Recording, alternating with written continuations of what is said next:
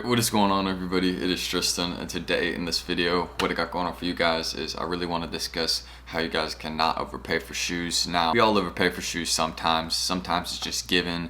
I mean, especially with something like, investing in sneakers, stuff like that. Sometimes you just have to wait it out.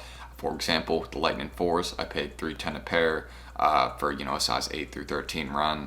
Obviously on some of those sizes I'm up, but then on some of them, I'm down in them right now, but I'll just wait it out and be fine. But, if I truly was looking to buy pairs, it probably would have been harder for me to find 10 pairs individually in different sizes. So that's why I overpaid before, just to firstly get them secured, because I didn't even know if I'd be able to find 10 that easily for cheaper prices, because I see most people selling them for the high price, at least higher than 310 in adult sizes, like above 11. But super off topic, let's just get into how you guys can't overpay for shoes, or how to not overpay for shoes. Not can't, because we all do it sometimes, as I mentioned. So subscribe and like for more content like this down below. Road to 50K, of course. At 50K, giving away a pair of Lightning 4s. I think that's what y'all wanted, so I got you all with that. If y'all don't want that, let me know. I can do something else, but it seems like people are settled on that. So again, any of that, Instagrams, Discord, y'all want to check it, it's down below. So let's just get into it, because this intro's been messy and long. Okay, so the first way to not overpay for any shoes, and this is mainly, of course, when you're buying used shoes. This is kind of I guess it's like a more of a used shoes tip than a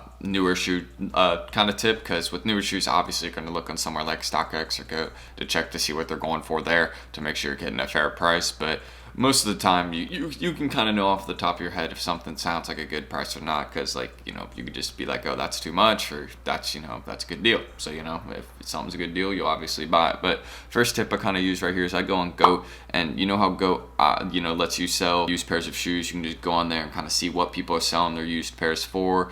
Kind of see what the prices are on them, and see kind of what condition they're in too, since it requires you to post a bunch of different pictures. So let's say I was looking not for a used pair of Lightning 4, since there's probably none on here on Go right now, but let's say I was looking for a used pair of maybe Pollen Air Jordan 1s. I'm sure someone's got a used pair on here of some sort, so size 8.5. And actually, no, there isn't any used. Someone's probably got some used Oreos on here. I'm sure of that. So let's see if anybody got some used Oreos. So yeah, I could go in here, kind of see what they're going for, used prices, and you can check market, check the pictures, and then see if you're getting a good deal or not. So that's how you can use the Goat app to your advantage. Since StockX is only newer prices, but you got a couple of decent prices on here. Some of these are overpriced, like $372, $345, and I mean they look pretty new. So these might not actually be bad deals for some Oreos right there, but I mean, I'm a wait. I would wait. But again, that's another tip too. Also, aside from this kind of tip I use with Goat for mainly buying used shoes, and you can do this with pretty much any shoe, since there's tons of shoes on Goat that are being sold as used. And if there is no used pairs and you're still trying to figure out what to pay, you can even go on Grailed and check. Grailed's another app, so if you want to go check that out, you can use that one too. And also, I mean, you got eBay. eBay's another platform you can use to go and search prices. That's the main thing, really. The main way to not overpay for shoes. So you got to just do a lot of research about the prices, and kind of you also got to do some estimations too. If there's an upcoming release that hasn't come out yet, and you're like, okay, this dude's doing pre-orders for this price, like for the Lightning 4s. So there was this guy doing 8 through 13, right?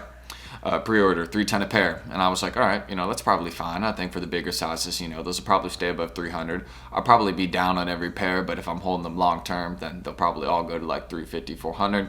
I'll make money. So that's just kind of what I thought of, and that's what I did. So I ended up just buying the 10 pairs for $310 each, and I'm holding them all, and they're going to be on the way here soon. So that's really just kind of what I did for the Lightning 4s, and that's just another thing you have to kind of assess too, is whether you're going to buy shoes before or after the drop. Most of the time, when it's just like me for a personal pair or something like that, I really don't care how much I pay, because I'm just going to be rocking them for years to come. So I'm going to get the use out of them.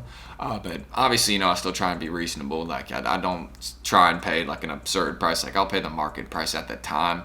But usually when it comes to buying pairs I actually want for my collection, or shoes that I'm usually holding, I have that rule where I wait 3 weeks usually, or 2 to 3 weeks, to actually buy the shoe, because prices will probably drop or stay at a certain point for a while, and then once they kind of flatten out at that price, that's when I'll buy them, because I'm like, all right, this is probably the lowest point they'll be at. That's when I'll buy them for my collection and just hold on to them.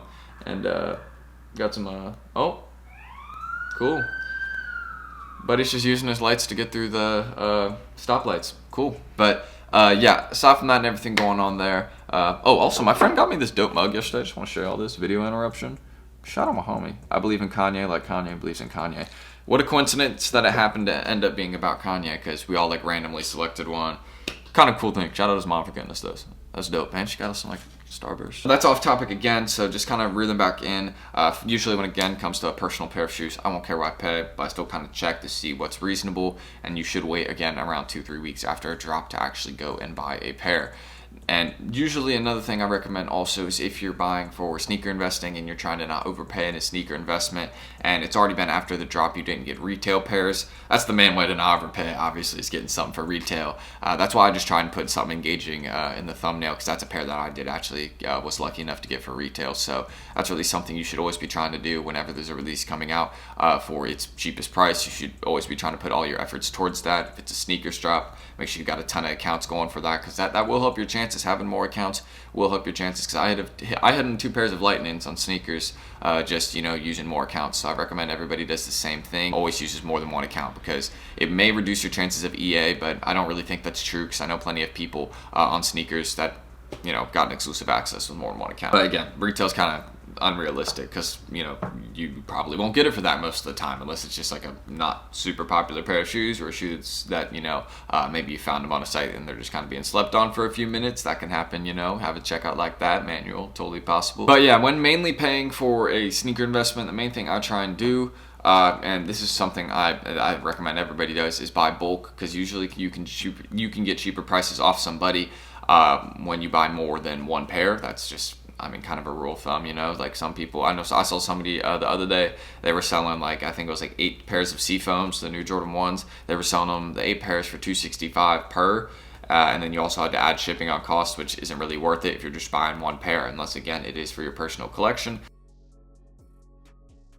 And that's fine. It's a little bit over, but most resellers, again, on Instagram, sell their stuff for a higher price. And this is why I'm very, very happy about the Lightning 4s, is because I see Instagram resellers easily selling grade school pairs for $225 per. I see them easily selling them for that. I've seen even some people selling them for $250, and then I see the adult sizes of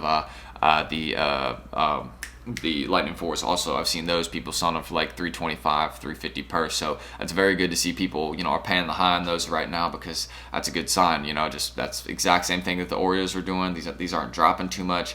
I think people, once they get their pairs in hand from sneakers, I think we'll have a fair amount of people holding on to it. But also, I don't think people will drop it too much. It may drop to $250, $260s like the Oreos did. I think they did drop down to there, or maybe it was a little bit higher, $270-ish, but I'm honestly not too concerned. I think it's a good hold. That's why I bought 10 pairs of it. Now, one thing I really do want to recommend in your pursuit for finding cheaper prices on shoes and anything like that, I always recommend this. If you get a shoe in hand, or you've just bought it off somebody, I always recommend that you pay through PayPal goods or services, something that's protected, because there's a lot of people that will usually, but there's a lot of people that will try and sell fakes sometimes. So you have to make sure you're legit checking your shoes beforehand. Of course, I'd recommend something like the Check app. That's only if you have all the details to it, and if you have a lot of pictures available. You probably already have to have the shoes in hand to really do that.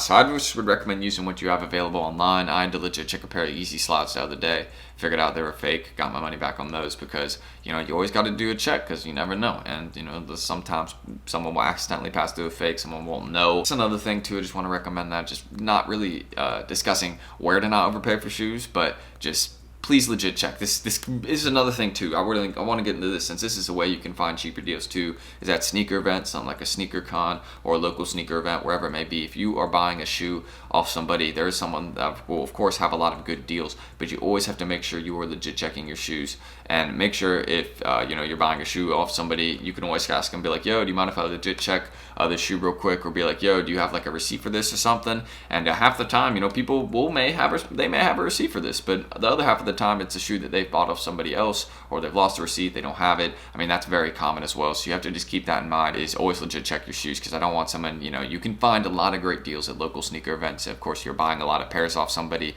they will give you a good deal, but just don't get caught up in a good deal too much, because there's a lot of people that will just be trying to sell a fake off that they got, because that happens all the time, trust me. So just be careful there, and be aware, because I don't want y'all to get scammed or something. So, and especially at a sneaker event, because that's only a few hours, so if you don't figure it out within pretty much a few minutes, your money's gone, because you're not going to be able to find the person, and most of the time, if you find out after an event, then you're definitely not getting your money back unless you know them. So to say the least, be careful, legit check your shoes. Just want to get that across. But another tip I have, again, in not overpaying for shoes is you want to build connections. This is super important, and this is why I always recommend people make an eBay account and get a lot of references on it, or I recommend people build a Instagram reselling page and then they start posting on there consistently. Like if you have a lot of shoes for sale and you don't really know where to sell them, make an Instagram account, start reselling your shoes, start following some people. Like you can follow my reselling page, go ahead on my Instagram down below, go follow me there, send me a DM, be like, I'm just starting my page, can you follow me? I'll follow you, and you know, you can just follow the people that I'm following on my page, and then they'll follow you back probably. Or you can just, you know, go check my comments, go see who engages. Like, you know, just build some connections. That's really important, because when you build connections with people, you can get better deals. And of course, I always try and find people that, you know, get pairs for retail or something like that. So, you know, I can build a connection with them, maybe get like a pre-order price, something like that. Like that's what I've been doing with a couple bulk sellers lately that I use, like shout out Kicks and Cash, Simple Sneakerheads, all of them. But you know, I haven't actually done business with Simple Sneakerheads yet, but I've done business with Kicks and Cash a few times now, or twice now. So I'm definitely going to keep building that connection. Of course, I'll get better deals as I keep doing business. That's just how it is. So yeah, that's why I always recommend build a connection. That's another way you cannot overpay for shoes, is if you know the person better, then they'll probably give you a better deal. That's just kind of facts. So that's really everything I can mention right there. Just use eBay and GOAT for checking your prices on used shoes. If it's not on GOAT and you don't know what the used price is, then that's why you have eBay there. And if there's none on eBay, then just kind of take your judgment, be reasonable, maybe offer a lot lower than you usually would, and just kind of see if they'll take it. I mean, it's okay, but you know, don't be unreasonable. Don't like lowball the like crazy. But I also recommend not buying shoes that are too beat up to resell, because people won't wear shoes or buy shoes that are super beat up if you bought them for resale. That's just kind of something I've come to a conclusion, unless it's a super hype pair of shoes. So just understand that. Those are kind of all the tips I have. There's another thing I'd mentioned: make a reselling account, build those connections. Very, very, very, very important. You need to do that. And yeah, I got a couple other things I got going on today. I got to go mail some packages, so I'm going to do that.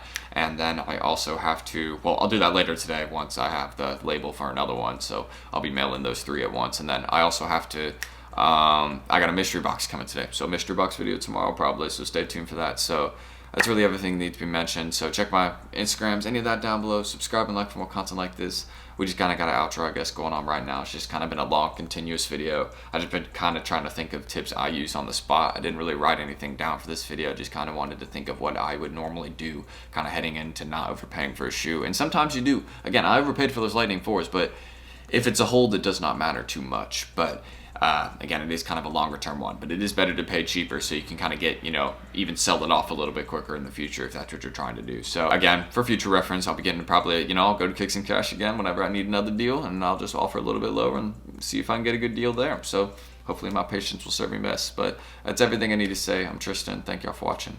Everything is down below. Road to 50K. Got a giveaway going there. And I'll see y'all in the next vid. Peace.